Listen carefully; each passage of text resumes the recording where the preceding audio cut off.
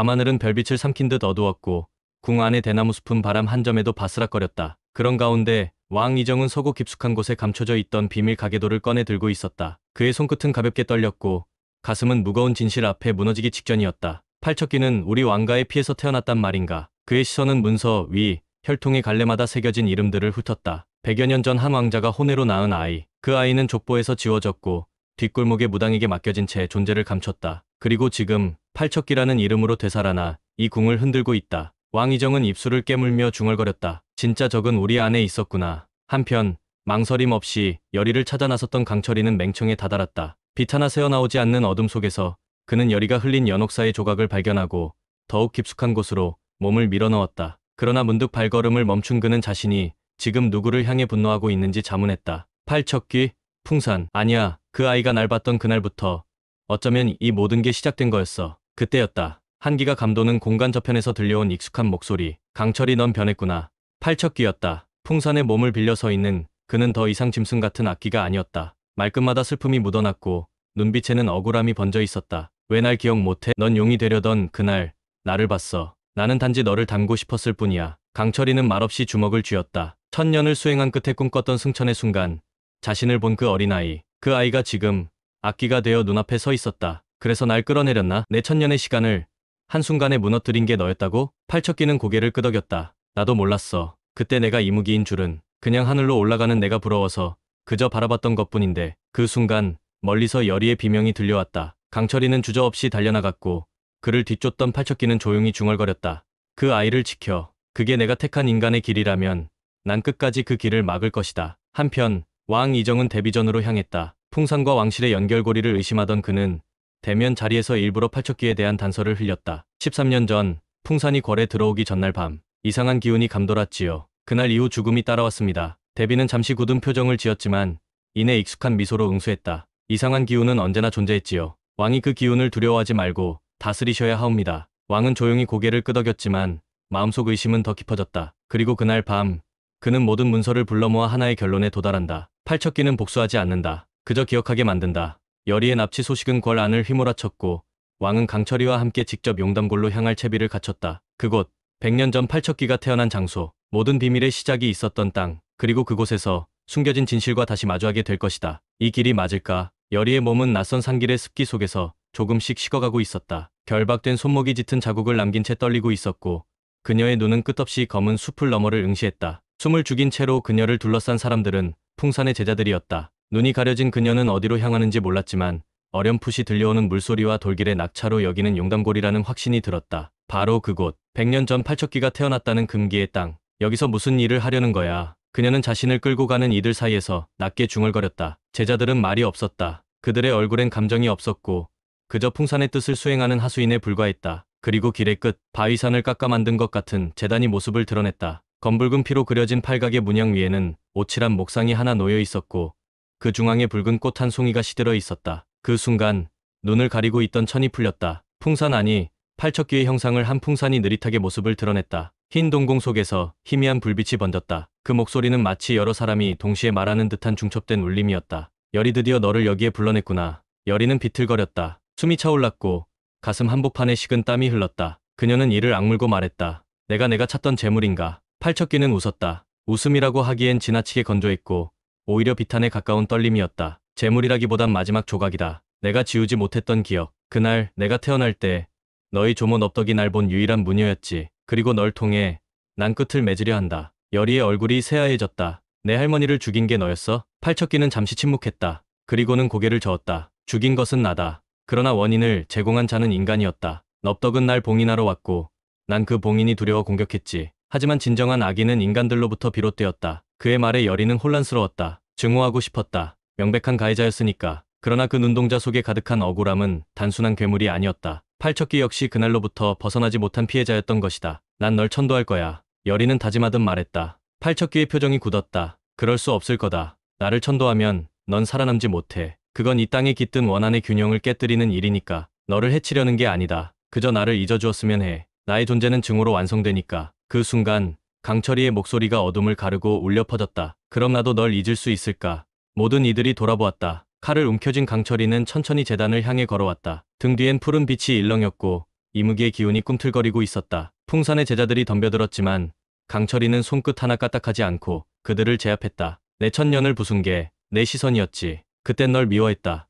용이 될 뻔한 나를 끌어내린 그 눈빛을. 강철이는 재단 앞에 섰다. 열이를 쳐다보았다. 그녀는 숨을 죽이고 있었지만 눈빛만큼은 담담했다. 하지만 이젠 알겠어. 그건 너의 죄가 아니야. 인간의 시선도 악의도 결국은 우리를 둘러싼 운명의 굴레였을 뿐이야. 팔척기는 흔들렸다. 그의 목소리가 떨렸다. 강철이 지금 그 말을 믿는다면 나를 없애는 순간 내가 감당해야 할 것도 생긴다. 이 몸에서 나가면 나는 사라진다. 그리고 그 자리에 남는 것은 또 다른 원한이 될지도 모른다. 강철이는 천천히 칼을 거두며 고개를 저었다. 이젠 싸우고 싶지 않아. 그는 열이 쪽으로 다가가 그녀의 결박을 풀었다. 열이는 떨리는 손으로 강철이의 손을 잡았다. 내가 용이 되지 못한 게 누군가를 살릴 수 있는 길이었다면 난 그걸 받아들일게. 팔척기는 그 말을 마지막으로 조용히 풍산의 몸에서 빠져나왔다. 안개처럼 흩어진 기운 속에 풍산의 몸은 무너져 내렸다. 그리고 밤하늘의 별 하나가 조용히 꺼졌다. 형님이 괜찮은 건가요? 비비는 망설이는 목소리로 묻고 있었다. 눈앞의 광경은 그가 감당할 수 있는 수준을 이미 넘어서 있었다. 풍산의 육신에서 빠져나간 팔척기의 잔해는 허공에 희미하게 남아있었다. 바람에 실려 퍼져나가는 안개처럼 팔척기는 사라져갔지만 그 여운은 도저히 지울 수 없었다. 강철이는 아무 말 없이 앉아 있었다. 제단 앞에 열이를 감싸 안고 있는 그의 어깨가 아주 조용히 떨리고 있었다. 그가 느끼는 감정은 말이 아니었다. 100년의 수련, 1000년의 원한, 그리고 이제 막 꽃 피운 열이와의 감정 그 모든 것이 뒤엉켜 있었다. 비비는 멀찍이 떨어져서 그를 지켜보고 있었다. 그 시선 속엔 복잡한 감정이 숨어 있었다. 연민, 동경, 그리고 질투. 형님은 이젠 나 없이도 되겠군요. 그는 손에 쥔 부적을 천천히 주머니에 넣었다. 바로 며칠 전 그는 이 부적을 사용하려 했었다. 열이를 팔척기에게 넘기고 그 힘의 균형을 다시 맞추려는 계획이었다. 그가 직접 열이를 해친 건 아니었지만 분명 그 역시 넘겨준 장본인이었다. 그리고 그는 알고 있었다. 이 진실을 강철이가 알게 되는 순간 두 사람 사이의 모든 것은 끝날 것이라는 걸.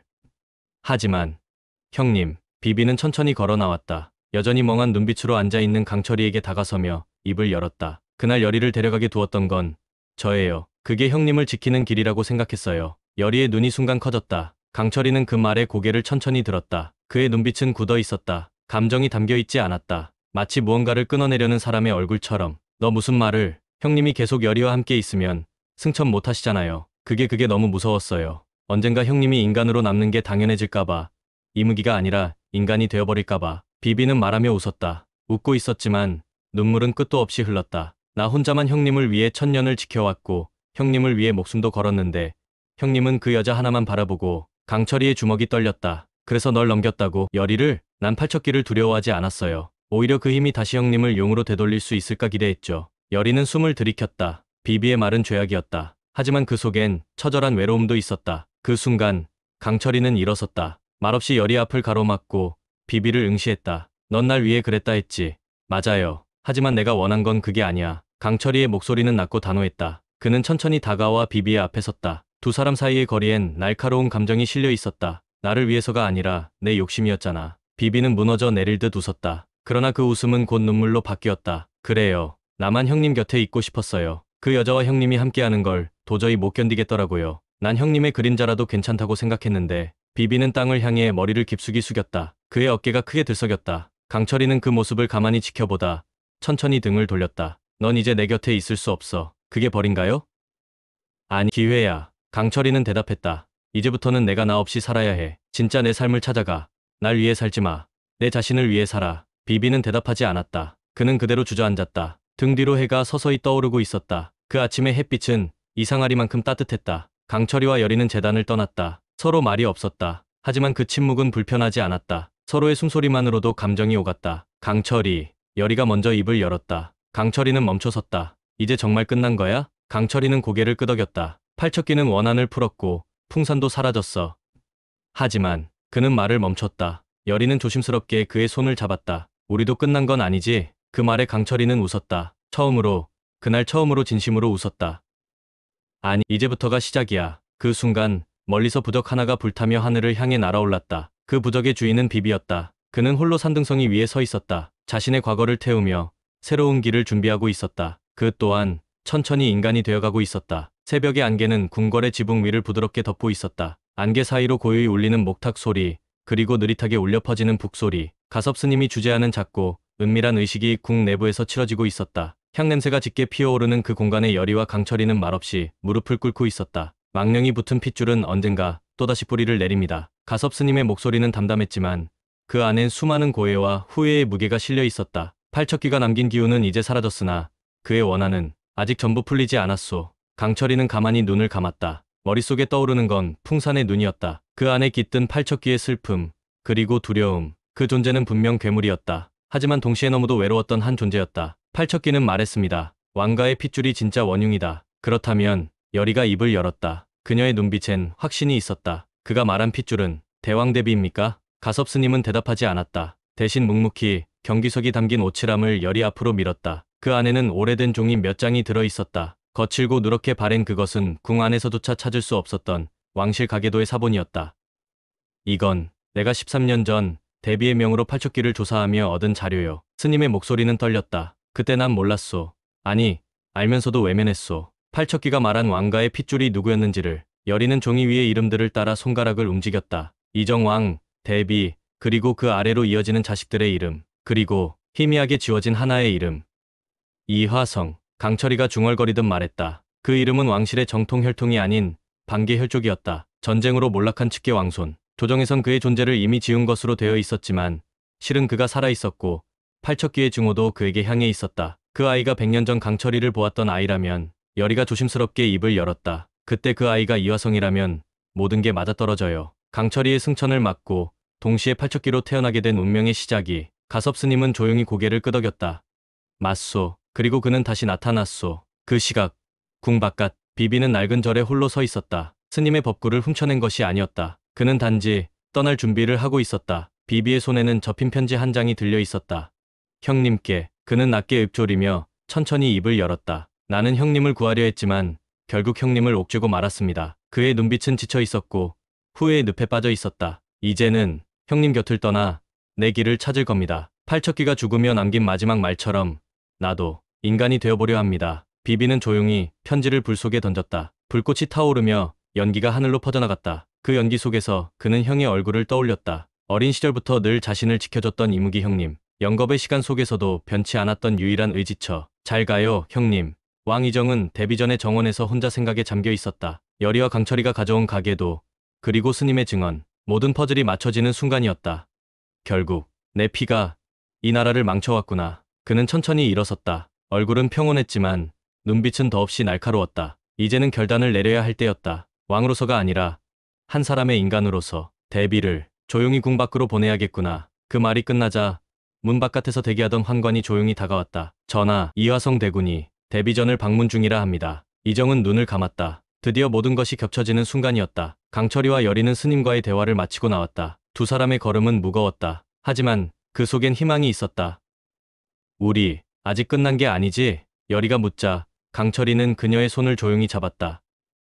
아니, 지금부터가 시작이야. 그들은 나란히 걸어갔다. 안개가 서서히 걷히고 있었다. 그리고 그 바깥, 궁의 높은 지붕 위, 어둠 속에서 누군가 그들을 내려다보고 있었다. 눈 속에 칠흑 같은 분노를 품은 또 다른 팔척귀의 후예. 새로운 악의 그림자가 다가오고 있었다. 여명이 채 밝기 전 궁의 외곽숲에서 안개는 바닥에 내려앉아 숨을 죽이고 있었다. 그 정적을 깨는 건 허공을 가르는 발굽소리. 말 위에 올라탄 이는 바로 열이었다. 그녀의 손목엔 강철이가 직접 만든 부적이 감겨 있었다. 스님의 만류에도 불구하고 여리는 자신이 먼저 나서야 한다고 말했다. 강철이는 뒤따라왔다. 아무 말도 하지 않고 그녀의 곁을 지켰다. 이화성이, 여리가 말했다. 그가 팔척귀의 화신이었든 단순한 반개 왕손이든 이 모든 걸 끝낼 단초는 그에게 있어. 강철이는 그녀의 말을 끝까지 듣지 않았다. 그 대신 그녀의 말 속에 실린 결의와 두려움을 읽었다. 그리고 그 결의 앞에 자신은 그저 검은 그림자처럼 따라붙기로 마음먹었다. 여리를 놓치는 순간 자신도 무너질 것임을 알았기 때문이다. 데뷔 전의 안채는 정적 속에서 흐르지 않는 공기를 머금고 있었다. 나이 들어 병약해진 데뷔는 단지 흔들의자에 앉아 달빛을 바라보고 있었다. 그리고 그 곁엔